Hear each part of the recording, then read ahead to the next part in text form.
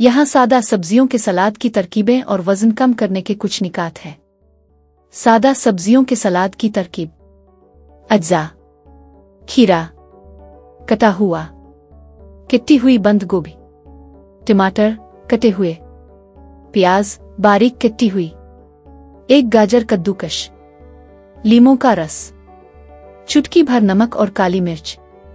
तरीका: एक प्याले में तमाम सब्जियों को मिक्स करें, लीमों का रस निचोड़ी, नमक और काली मिर्च छिड़कें और ताज़ा सर्व करें।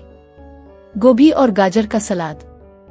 अज्जा: कटी हुई बंद गोभी, एक गाजर कद्दूकश, धनिया के पत्ते कटे हुए, एक चम्मच जैतून का तेल, लीमों का रस। तरीका: तमाम अज्जा को अच्छी तरह मिक्स करें। एक करची कम कैलोरी वाला सलाद वजन कम करने के लिए बेहतरीन है। सलाद के साथ वजन कम करने की तजावीज़। खाने से पहले सलाद खाएं, वो आपको पेट भरने का एहसास दिलाते हैं और ज्यादा खाने को कम करते हैं।